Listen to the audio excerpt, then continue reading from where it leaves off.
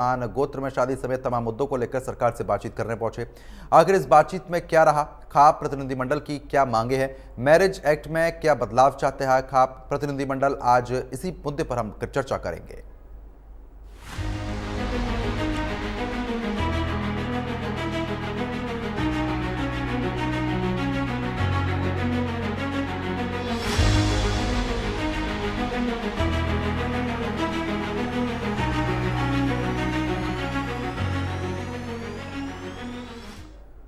हरियाणा में खाप प्रतिनिधिमंडल ने एक बार फिर से हुंकार भर दी है। खाप प्रतिनिधिमंडल ने अपनी मांगों को लेकर चंडीगढ़ में प्रदेश के सीएम नायब सिंह सैनी से मुलाकात की। दरअसल सर्वजातीय सर्वखाप प्रतिनिधिमंडल ने सीएम नायब सिंह सैनी से मुलाकात कर हिंदू मैरिज एक्ट में संशोधन की मांग की है। इसके अलावा खाप प्रतिनिधिमंडल ने समान गोत्र में शादी को सही नहीं बताया। साथ ही खाप प्रतिनिधिमंडल ने लिव इन रिलेशनशिप को लेकर सख्ती दिखाई, इस सरकार से इस पर सख्ती दिखाने की मांग की। इसके साथ ही लव मैरिज में माता पिता की सहमति होना जरूरी बताया। आज इसी मुद्दे पर करेंगे चर्चा, लेकिन उससे पहले कुछ सवाल। हिंदू मैरिज एक्ट में बदलाव की मांग क्यों उठ रही है? सर्वजातीय सर्वखाप क्यों लामबंद हुई? खापों की मांग पर सरकार का रुख क्या है?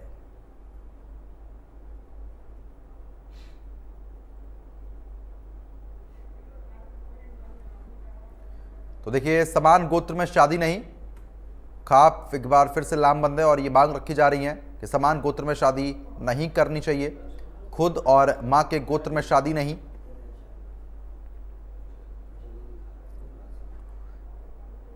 साथ लगते गांव में शादी पर रोक, लिव इन रिलेशनशिप को लेकर भी सख्ती यहां पर। लव मैरिज में माता पिता की सहमति जरूरी, समान गोत्र में शादी नहीं। तो ये तमाम मांगे जो है वो खाप की तरफ से फिलहाल रखी गई हैं। तो एक बार खाप फिर से लामबंद होती हुई नजर आ रही है। खुद और मां के गोत्र में शादी नहीं, साथ लगते गांव में शादी पर रोक,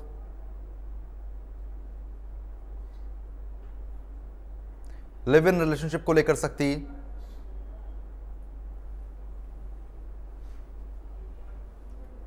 लव मैरिज में माता पिता की सहमति जरूरी, समान गोत्र में फिलहाल शादी नहीं। तो ये तमाम मांगे जो है वो खाप की तरफ से यहां पर रखी जा रही हैं। और आपको बता रहे हैं, एक बार फिर से खाप जो है वो लामबंद होती हुई नजर आ रही है। इसको लेकर सरकार से भी सख्ती बरतने की अपील जो है उनकी तरफ से की गई है। उन्होंने कहा कि अगर लव मैरिज कोई भी शख्स करता है तो उसमें माता पिता की सहमति होना ज़रूरी है। बिना माता पिता की सहमति के लव मैरिज मान्य नहीं होगी। लिव इन रिलेशनशिप को लेकर भी सख्ती यहाँ पर बरती जाए। तो तमाम ऐसे मुद्दे हैं जिनको लेकर एक बार फिर से खाप लामबंद होती हुई नजर आ रही है। सर, किस मामले को लेकर आज आप मिले थे? क्या मांगे जो है अपने मुख्यमंत्री के समक्ष रखी है? हिंदू मैरिज एक्ट में संशोधन के लिए मिले थे, लिविंग रिलेशन के को ख़त्म करने के लिए मिले थे, लव मैरिज में माता पिता की सहमति के विषय में मिले थे, और एक लड़कियों की 18 साल की आयु करने के लिए हम मुख्यमंत्री जी से मिले थे। और उन्होंने हमारे को पूरा आश्वासन दिया है कि इसमें जो भी हम सरकार के लेवल पे सबसे डिस्कशन करने के बावजूद जो भी इसमें अमेंडमेंट कर सकते हैं वो जल्द से जल्द किया जाएगा। तो अगर मान लो कल को कोई लड़का लड़की शादी करते हैं तो माँ बाप की जानकारी में रहेगा। हमारे समाज में सबसे बड़ा ये मैसेज आएगा कि भाई जो आजकल लड़की किसी भी मतलब अपने मर्जी से कर लेती है, माँ बाप को पता भी नहीं चलता। जब वो कोर्ट में जाते हैं, पुलिस घर हाल है जब मेरा पट्टा है कि ने शादी कर ली, तो ये हमारे समाज के लिए एक बड़ा अभिशाप है। ये एक बहुत बड़ा मैटर है। बच्चे माँ बाप को मजबूर करते हैं सिर्फ कानून की वजह से। अगर ये कानून ना हो तो बच्चे अपने माँ बाप की एप्लीकेशन नहीं लगा सकते। कानून का सहारा लेके ये केस होते हैं इतने, जो इतना बुरा हाल हो रहा है ये तभी खत्म होंगे जब इस कानून पे कार्रवाई होगी, ये खत्म किया जाएगा। किसी भी समाज में कोई धर्म पूरी दुनिया में बगैर शादी के शारीरिक संबंध बनाने की इजाजत नहीं देता। और इसी तरह से जो है ना, ये जो शादी करे हैं ये गलत है रहेगी। ये अब जो है मुख्यमंत्री ने शर भी चढ़ा गया है। अगर मैं विशेष जो कमेटी बना के और आप लोगों के खाप के प्रधान कमेटी बना के उस पर विचार किया जाएगा, उस पर विचार विमर्श करके, और अगर ये हो सकता होगा तो हम इसमें आपका पूरा सहयोग कराएंगे, इन्हें कानून बनाने की कोशिश कराएंगे। जो अपनी बात थी वह रखी और उनकी बात मुख्यमंत्री जी ने पूरी अच्छी तरह सुनी और इनके साथ जो भी इनकी डिमांड थी उनको जल्द ही डिस्कशन करके और उसके जितने पहलू हैं उन पे गौर फरमा के और टेक्निकल बातों को भी एक बार डिस्कशन करके उसके बाद दोबारा चर्चा के लिए रखने के लिए कह दिया। हिंदू तो फिलहाल जिस तरीके से आप सुन रहे थे, सर्वजातीय सर्वखाप लामबंद क्यों हुई वो हमने आपको बताया। तमाम ऐसे मांग हैं जो उनकी तरफ से यहाँ पर रखी गई। अगर लव मैरिज करते हैं तो उसमें माँ बाप की सहमति होना ज़रूरी है, पड़ोस के गांव में शादी जो है वो नहीं होगी, और तमाम ऐसी मांगें हैं जो यहाँ पर उठाई जा रही है। हिंदू मैरिज एक्ट में बदलाव करने की मांग भी यहाँ पर उठाई गई है। तो फिलहाल आपको बता दें कि ये बात भी कही गई कि सेम गोत्र में शादी नहीं की जाएगी, खुद और माँ के गोत्र में शादी नहीं होगी। तो तमाम ऐसी मांग है लामबंद जिसको खाप लेकर हो रही है। लेकिन बड़ा सवाल यह है कि आखिरकार खापों की मांग पर सरकार का रुख क्या रहेगा, और आखिरकार ऐसी क्या ज़रूरत आन पड़ी कि जो खाप है उसको इन तमाम मुद्दों को लेकर लामबंद होना पड़ा। जिस तरीके से हम आपको लगातार सुनवा भी रहे थे, हमारे संवाददाता ने जाकर लोगों से भी बातचीत की है, खाप के लोगों से भी बातचीत की है, उनकी तरफ से भी तमाम प्रतिक्रियाएं सामने आई। ज्ञापन फिलहाल उनकी तरफ से यहाँ पर दिया गया और सरकार से भी मांग की गई है कि इस मुद्दे पर सख्त रवैया अपनाया जाए। लिव इन रिलेशनशिप को लेकर जिसका प्रचलन आजकल बहुत ज़्यादा बढ़ चुका है, चाहे हम मेट्रो सिटी की बात कर लें या फिर और शहरों की बात कर रहे हैं, तमाम जगहों पर लिव इन रिलेशनशिप को लेकर देखने को मिल रहा है। उसको लेकर भी खाप काफ़ी सख्त होता हुआ नजर आ रहा है। आपको बता दें कि खाप की तरफ से सरकार से भी अपील की गई है कि इस मामले में भी कार्रवाई की जानी चाहिए। ऐसा कानून बनना चाहिए जिसमें माँ बाप की सहमति हो, उसके बाद ही शादी हो पाए। लव मैरिज को लेकर भी कहा गया कि प्रेम विवाह अगर करते हैं तो उसमें भी माँ बाप की जो सहमति है वो ज़रूरी होनी चाहिए। तो फिलहाल आपको बता दें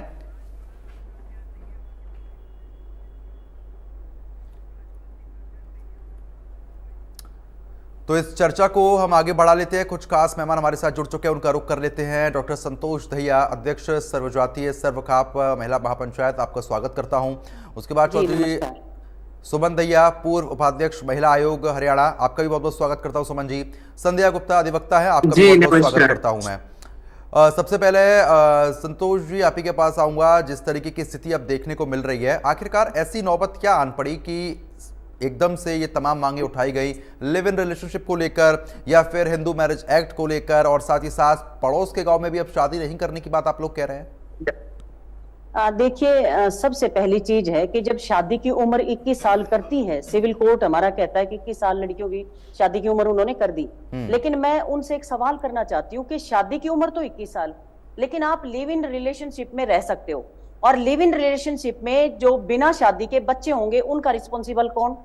ये सारे तमाम ऐसे सवाल हैं जो सरकार को या कोर्ट को देखने चाहिए, क्योंकि हमारे यहाँ दो कोर्ट चलते हैं, एक सिविल कोर्ट है, एक कस्टमरी लॉ होता है। जो सिविल लॉ है वो लोगों को प्रोटेक्ट करता है, लेकिन कस्टमरी लॉ लोगों को रहने की इजाजत देता है। जो व्यक्ति जिस तरह से रहना चाहता है उसके कस्टम्स जो हैं उसके अकॉर्डिंग वो आराम से रह सकता है। और सिविल लॉ में एक कानून भी है कि अगर कोई कस्टमरी लॉ को कहीं किसी तरह से कोई हानि होती है सिविल लॉ के कारण, तो सिविल लॉ की यह जिम्मेदारी बनती है कि कस्टम्स को बचाया जाए। हमारे यहाँ कस्टम्स को सिविल लॉ से ऊपर माना गया है। तो एक सबसे बड़ा सवाल तो ये उठता है कि जितना नजदीकी रिश्तों में शादी करते हैं, ये केवल सामाजिक ताने बाने को तोड़ने का काम नहीं करता, बल्कि साथ ही साथ ये बहुत सारी दूसरी प्रॉब्लम्स भी करता है। जैसे जो नजदीकी रिश्तों में शादी करते हैं उनमें हीमोफीलिया और थैलासीमिया ऐसी भयानक बीमारी है जो किसी भी सूरत में ठीक नहीं हो सकती। पूरी उम्र ताउम्र बच्चे को उस बीमारी का सामना करना पड़ेगा और उसी में वो रहना पड़ेगा उसको। और स्टडी ये कहती है कि जो नजदीकी रिश्तों में शादी करते हैं उनमें जो भी जेनेटिक प्रॉब्लम होती है वो 80 टाइम्स बढ़ जाती है, ये स्टडी कहती है। तो हम क्यों एक बीमारी को अपने पास बुलाएं, उसको लेकर आएं? एक पोलियो को दूर करने के लिए हम कितने सालों से लगे हुए हैं, लगातार पोलियो ड्रॉप्स पिलाई जा रही हैं, इतना खर्चा भी आ रहा है, और हम बिना बात के दूसरी बीमारियों को बुला ले, हम जो हम कभी बुलाना नहीं चाहते। हमारा एक जो सामाजिक ताना बाना है वो हमें इजाजत देता है कि हम अपने गोत्र को, अपने दादी के गोत्र को, अपनी माँ के गोत्र को छोड़ के हम लोग शादी करते हैं, ये हमारा कस्टम है। और उसमें हमारा सामाजिक ताना बाना बना रहता है, भाईचारा बना रहता है।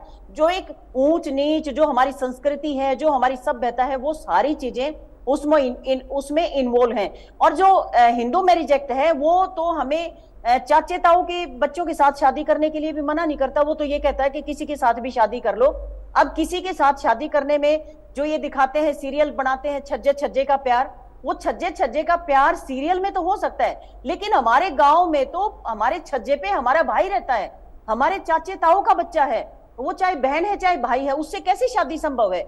हमारे यहाँ ये शादी संभव नहीं है। इसलिए हम ये कोशिश कर रहे हैं, लगातार काफी अरसे से हम लगे हुए हैं कि हमें हिंदू मैरिज एक्ट में बदलाव किया जाए, लेकिन हिंदू मैरिज एक्ट में बदलाव के लिए भी कस्टम को ऊपर रखना पड़ेगा। उसमें सबसे बड़ी चीज क्या है, जो साउथ का हिंदू है वो तो मामा और भांजी की शादी कर देते हैं, लेकिन जो नॉर्दर्न इंडिया का हिंदू है वो मामा आता है तब शादी शुरू होती है, उसको मां से ऊपर, उससे भी बड़ा दर्जा मिला है। तो हिंदू मैरिज एक्ट में भी 2-3 तरह के प्रावधान हैं जो इनको रखने होंगे, कस्टम्स के अकॉर्डिंग रखने होंगे। हमारे नॉर्दर्न इंडिया में मामा के साथ भांजी की शादी कोई सोच भी नहीं सकता, करने की बात तो बहुत दूर की है, लेकिन साउथ का हिंदू उसको प्रेफरेंस देता है, उसको प्रेफर करता है कि अगर उनके घर में ही कोई भांजी है तो उसके साथ मामा की शादी कर दी जाती है। तो ये मसला बहुत संगीन है और इससे हमारा जो ताना बाना है वो तो टूट ही रहा है। उससे हमारे बच्चे जो आज लिव इन रिलेशन में रह रहे हैं, आप ये बताइए, लिव इन रिलेशन में रहने के बाद अगर उनके जो औलाद होती है उसको ना लड़की के पेरेंट्स अडॉप्ट करते हैं ना लड़के के पेरेंट्स अडॉप्ट करते हैं, नौकरी पेशा उनके पास है नहीं, महंगाई का जमाना है, ये बताओ आप वो बच्चे कहां जाएंगे? सर पे उनके छत नहीं है। मेरा कहने का मतलब है, जीवन में केवल प्यार से जीवन नहीं चलता, जीवन के साथ बहुत सारी चीजें चाहिए तब जीवन चलता है। उनको कहीं ना समाज में जगह मिलती है और ना ही उनको कहीं किसी कानून में जगह मिलती है। मैं आपको बताना चाहूंगी, मेरे पास जो ये लव मैरिज करते हैं ऐसे बहुत सारे मसले आए हैं जिनमें लड़की भाग तो गई लड़के के साथ ये सोच के कि हम जीवन अपना अलग से बिताएंगे और अलग से रहेंगे, लेकिन लगभग 60-70% बच्चे वापस आ जाते हैं क्योंकि उनको रोटी भी चाहिए, उनको कपड़ा भी चाहिए, उनको मकान भी चाहिए, उनको सुरक्षा भी चाहिए। आप जो बात ये कह रही हैं कि ऐसे केसेस लगातार सामने आ रहे हैं कि जहां पर प्रेम विवाह कर जरूर लिया जाता है, सब जबकि सहमति नहीं होती है घर वालों की, लेकिन उसके बावजूद जब दुनियादारी देखने को मिलती है तो उसके बाद बहुत चीजें समझ में आ जाती हैं। इसलिए माँ बाप की सहमति होना भी जरूरी है। एक बार इसमें कानून क्या कहता है वो भी जान लेते हैं। संध्या गुप्ता लगातार बनी हुई है। संध्या जी, जिस तरीके से लगातार संतोष जी ने जिक्र किया है कि लिव इन रिलेशनशिप को लेकर कानून क्या कुछ कहता है, अगर बच्चे होते हैं तो उसके बाद उसका जो हकदार होगा वो कौन होगा, उसकी जिम्मेदारी कौन लेगा, लिव इन रिलेशनशिप को लेकर क्या कुछ कानून में है?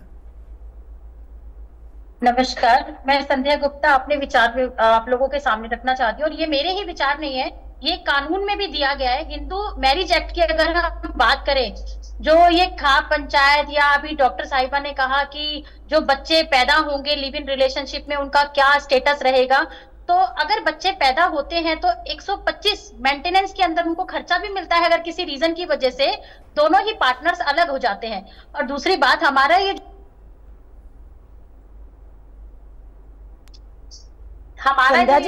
संध्या जी इसको क्लियर करना, संध्या जी इसको क्लियर करना प्लीज, के मेंटेनेंस कौन देगा, कहां से मिलता है?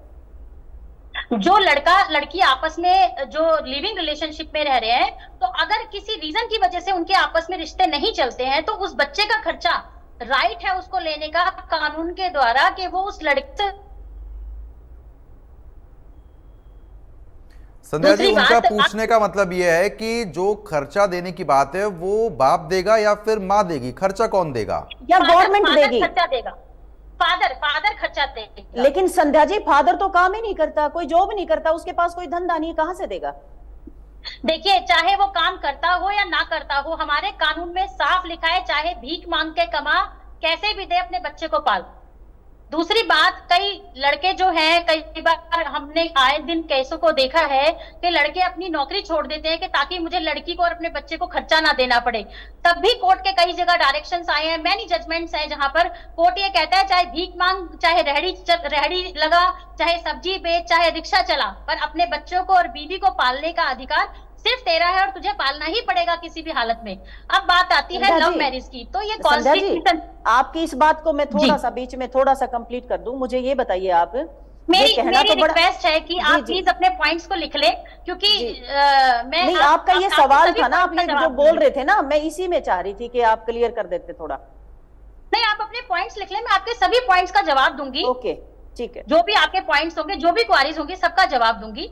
अब लव मैरिज की बात आती है तो हमारे कॉन्स्टिट्यूशन ने, हमारे संविधान में सबको राइट्स दिए हुए हैं कि वो अपनी जीवन शैली को अपने अधिकारों के हिसाब से, अपनी मर्जी के हिसाब से जी सकते हैं, जिसमें एक एज बाउंडेशन है कि 18 और 21, जो कि अभी आपने भी बोला कि सिविल कोड के अंदर हमारे राइट्स दिए हुए हैं कि जब लड़की लड़का 18 और 21 साल के हो जाते हैं तो अपनी मर्जी से शादी कर सकते हैं।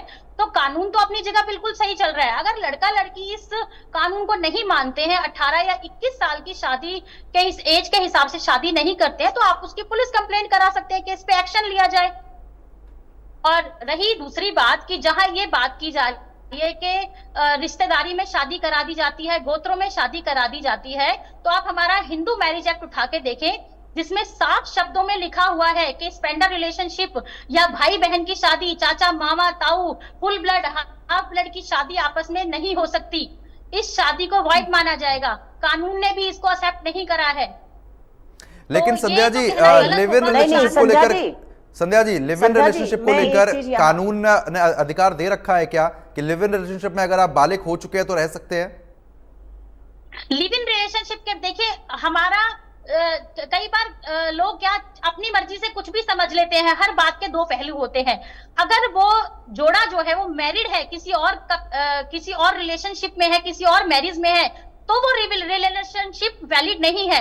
पर अगर वो 18 और 21 साल की वर्ष पूरी कर चुके हैं, अपनी एज पूरी कर चुके हैं, तो वो लिविंग रिलेशनशिप में रह सकते हैं। और जब उन्हें ये लगता है कि हम दोनों ही एक दूसरे के साथ आगे जीवन व्यतीत कर सकते हैं, तो बहुत सारी शादियां कन्वर्ट भी हुई है शादी में। ठीक है, इस चीज के लिए जबरदस्ती करना कि नहीं नहीं आपको शादी करके ही रहना है, कॉन्स्टिट्यूशन राइट है। ठीक कोई है, भी मैं रह तुरंत सकता है। आपके अगर पास उसने लौटता 15 और हूँ। 21 साल की- सुमन भैया जी भी लगातार काफी इंतजार कर रहे हैं, काफी देर से हमारे साथ बनी हुई हैं। सुमन जी, लगातार आपके पास भी ऐसे केसेस आते होंगे जहां पर लिव इन रिलेशनशिप को हम लेके देख लें, ऐसे केसेस, या फिर लव मैरिज को देखकर ले लें कि जो लोग भागकर शादी करते हैं उनके लिए क्या कुछ परेशानी होती है। आपके पास ऐसे केसेस आते हैं तो क्या कुछ इसमें रिजल्ट निकलता है? जी नमस्कार, आप सबको बहुत बहुत प्रणाम। और आज का जो विषय रखा और मैं कहूंगी जो आवाज हमारी खाप पंचायतों ने उठाई, तो मैं कहीं ना कहीं ये मानती हूँ कि हमारे समाज में या तो कानून है और दूसरा हमारे परंपरागत कानून है। बिल्कुल। ये दो चीजें हमारे सामने है। मैं क्लियर करना चाहूंगी, संतोष बहन भी बैठी और अभी वकील साहब भी थे। तो कारण क्या होता है, जो हमारा परंपरागत कानून है वो हमारे हिसाब से, पुराने ढांचे के हिसाब से हमने बनाया था, क्योंकि उस समय लोग कानून में विश्वास कम करते थे। और गांव में जब छोटी छोटी पंचायतें होती थी, बड़ी हो जाती थी, फिर बड़ी पंचायत होती थी, 360 की चौधर होती थी, कभी कहीं होती थी, तो वो सब इकट्ठे होकर कोई भी ऐसा समाज में, गांव में जब कोई ऐसा मुद्दा आ जाता था कि भाई किसी की बेटी ने गलत फैसला ले लिया, किसी के बेटे ने गलत फैसला ले लिया, तो उनको निपटाने के लिए पंचायतें बैठती थी। लेकिन जब धीरे धीरे समय बदलता गया, पहले लड़कियों को जो है, मैं कहती हूँ ज्यादा शिक्षा नहीं थी, लड़कियों को सिर्फ यही सिखाया जाता था कि तुम्हें बस शादी होके अपना घर जाना है और वहां पर अपने ससुराल में ऐसे आपने सारा काम करना है, अपना परिवार बनाना है। लेकिन जैसे समाज में बदलाव आया, अब लड़कियां जो है वो पढ़ लिख कर अपने पैरों पर खड़ी हैं, आत्मनिर्भर बनी हुई हैं। तो कहीं ना कहीं आर्थिक तौर से जब वो सशक्त हो गई हैं, तो मैं ये मानती हूँ बच्चे अपने फैसले लेने के लिए स्वयं में सशक्त हो गए हैं। पहले लड़कियों की शादी हमारे यहाँ हिंदू लोग के अनुसार 14 साल की लड़की की शादी हो जाती थी। उस समय ना तो वो कोई फैसला लेने के लायक होती थी और ना ही इस तरीके से उसे पता होता था कि किस तरीके से उसकी कहाँ शादी हो रही है। मैं आपको एक पॉइंट पर रोकना चाहूंगा सुमन जी। आपने जिस तरीके से कहा कि फैसला लेने के योग्य हो जाते हैं, लेकिन अधिकतर केसों में ऐसा देखने को मिलता है जहां पर परिवार की सहमति नहीं होती है और जहां पर लड़का लड़की खुद फैसले लेते हैं। तो आपको लगता है कि 24-25 साल की उम्र में एक कोई भी लड़का लड़की इतना मजबूत फैसला ले सकता है कि अपना जीवन यापन आगे के लिए कर पाए, आसानी से हो, उस फैसले पर पछतावा ना हो? क्योंकि आपके पास तो ऐसे केसेस आते होंगे जहां पर फैसला लिया गया आगे भविष्य को सुरक्षित करने के लिए, लेकिन वो सुरक्षित नहीं हो पाया। देखिए, मैं कानून को गलत नहीं बता सकती, क्योंकि कानून ऐसा नहीं कि एकदम से बन गया। आज आपने 18 साल की जो उम्र रखी, आपको वोटिंग राइट दे दिया, आपको अपने फैसले, अपनी जिंदगी के फैसले, अहम से अहम फैसले को लेने के लिए आपको काबिल बना दिया।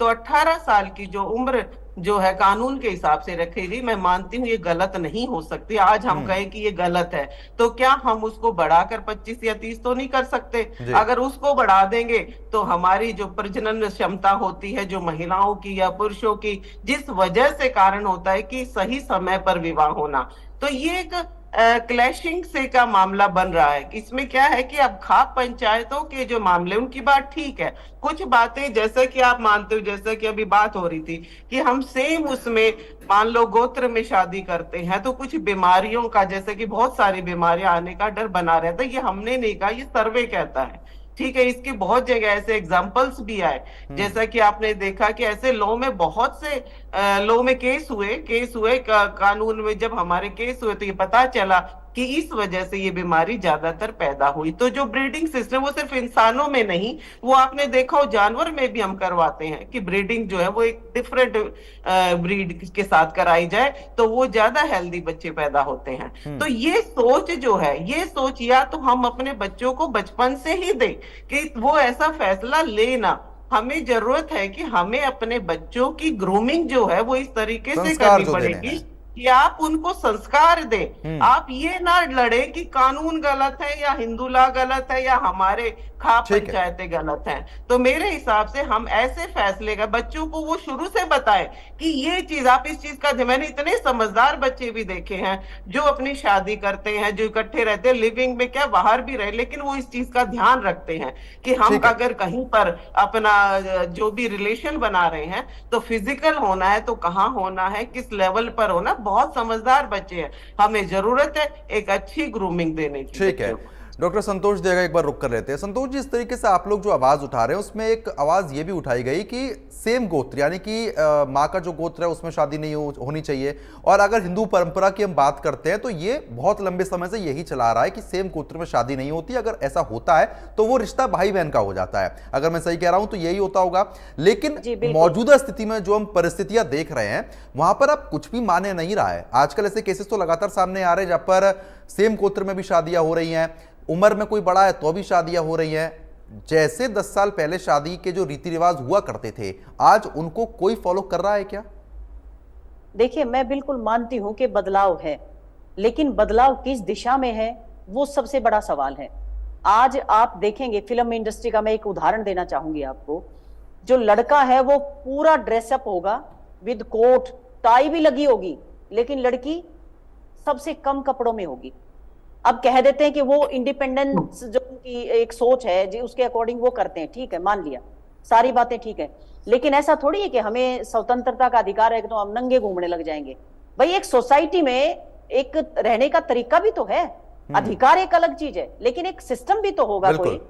मैं केवल ये कहना चाहती हूं कि लॉ अपनी जगह पे ठीक है या नहीं है वो अलग विषय है, लेकिन उसको गलत हम इसलिए नहीं कह सकते कि क्यों कानून है, कानून के अगेंस्ट हम नहीं बोल सकते, लेकिन कानून में परिवर्तन तो करा सकते हैं। ऐसे बहुत सारे परिवर्तन हुए हैं और लगातार हो रहे हैं। आपको लगता है कि जो आप लोग मांग उठा रहे हैं उस पर कार्रवाई होगी? देखिए, हाँ बिल्कुल, हम चाहते हैं इस पे कार्रवाई होगी या नहीं होगी ये तो सरकार बताएगी, क्योंकि सरकार बहुत सारी चीजों पे आश्वासन देती है।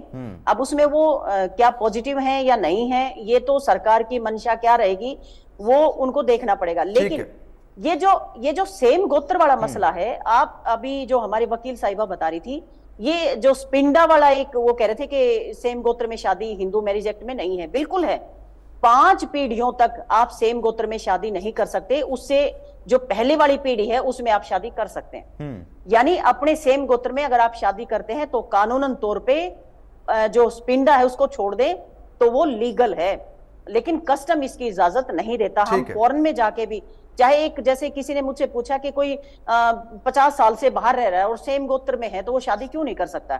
देखिए, ये मैंने अभी बात करी कि वो हमारे कस्टम है, हमारी एक सोच है कि हम एक जो भाईचारा है उसको हम बना के रखें, हम अपने कस्टम्स को बचा के रखें। हर कोई अपने कस्टम्स को बचाता है। ठीक है, अब समय कम है, मैं इसका एक बार समय कम है, इसका तुरंत आंसर ले लेता हूं। संध्या जी, लगातार संतोष जी कह रही हैं कि 5 पीढ़ी तक नहीं हो सकती, उससे पहले हो सकती है, ऐसा कानून में है? देखिए, जो स्पेंडर रिलेशनशिप है ये क्लियर है ऑलरेडी मैडम को, और बाकियों को भी क्लियर होगा, पढ़ लेंगे, इसके अंदर लिखा हुआ है सब कुछ। इसके अलावा जहां भाई बहन की बात मैंने की है कि हमारे हिंदू मैरिज एक्ट के अंदर बहुत साफ लिखा हुआ है कि भाई बहन की शादी नहीं हो सकती। अगर मैं गोत्र की बात करूं तो वो भी तो गोत्र जाए। अगर 5वें के बाद की बात करें तो वो भाई बहन में ही आ गए। एक हाफ ब्लड की भी बात की हुई है, एक फुल ब्लड की भी बात की हुई है, तो वो ब्लड तो वहीं से आ रहा है ना। तो अगर मैं ये कहती हूँ किसी पुरानी पीढ़ी का ब्लड अगर हमारे उस पीढ़ी में आ रहा है तो वो हाफ ब्लड में आती है, तो वो भी शादी कहीं ना कहीं वैलिड नहीं है। कानून में बहुत साफ शब्द लिखे हुए हैं। सेक्शन 3 और सेक्शन 5 को अगर देखेंगे, इसमें बहुत साफ शब्दों में लिखा हुआ है कि किसी भी भाई बहन की, किसी भी गोत्र की, जो इसके अंदर लिखे हुए हैं कि इन गोत्र के अंदर शादी नहीं हो सकती। जो हिंदू हैं, जो दोनों ही पर्सन हिंदू हैं, वो आपस में शादी कर सकते हैं, पर इन कंडीशंस को देखते हुए।